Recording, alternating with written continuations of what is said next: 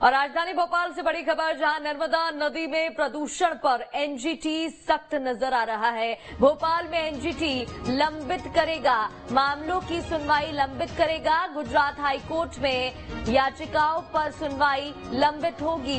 Court की bench ने MP सरकार पीसीबी से 10 दिन में जवाब मांगा है, रिपोर्ट मांगी है। एनजीटी 20 सितंबर को सभी पक्षों की दलीलें सुनेगा। गुजरात के पर्यावरणविद ने याचिका दायर की थी, जिसके बाद मामला कोर्ट में पहुंचा और अब इस मामले में रिपोर्ट देनी होगी। नर्मदा नदी में गंदे नालों को रोकने की मांग की गई थी, पर्यावरणविद ने याचिका दायर की थी और इसी मामले में अब एनजीटी सख्त रवैया अपनाता हुआ नजर आ रहा है। गुजरात हाईकोर्ट में याचिकाओं पर सुनवाई होगी। कोर्ट की बेंच ने एमपी सरकार और पीसीबी से 10 दिन में जवाब मांगा है।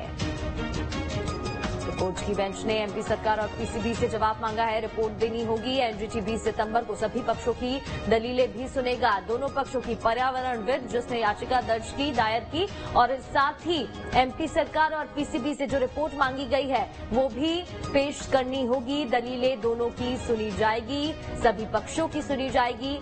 गुजरात हाईकोर्ट में याचिकाओं पर सुनवाई लंबित होगी।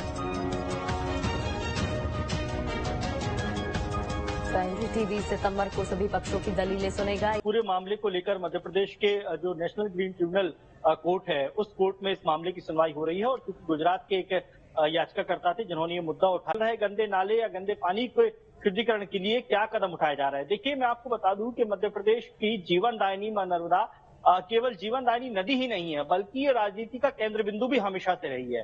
पिछले कुछ समय से हम लगातार देख रहे हैं कि मध्य प्रदेश में नर्मदा को लेकर जमकर राजनीति हुई है। नर्मदा की शुद्धिकरण को लेकर, क्योंकि नर्मदा मध्य प्रदेश में लगभग जो है 1077 किलोमीटर का एरिया कवर करती है और लगभग मध्य प्रदेश के 16 जिले इसके अंतर्गत आते हैं। और इन 16 जिलों में सैकड़ों गांव, हजारों गांव हैं और लाखों परिवार हैं जो नर्मदा नदी पर डिपेंड करते हैं और नर्मदा नदी को लेकर लगातार आस्था भी रहती है। साथ ही साथ मध्य प्रदेश में नर्मदा को लेकर लोगों में आस्था भी बड़ी अटूट है और यही वजह है कि नर्मदा के शुद्धिकरण को लेकर हमेशा से ये मुद्दा उठाया जा रहा है। कोर्ट ने भी जो जवाब मांगा है उसमें सरकार को ये बताना होगा, जो पर्यावरण बोर्ड है उसको ये बताना होगा कि नर्मदा के शुद्धिकरण को लेकर किस तरह का प्लान तैयार किया गया है या जो प्लान अब तक बनाए गए हैं उस पर क्या इम्प्लीमेंट किया गया है। क्योंकि देखिए, नर्मदा नदी में अगर हम बात करें तो एक सरकारी सर्वेक्षण के मुताबिक पूरे मध्य प्रदेश में लगभग 100 नाले मिल रहे हैं।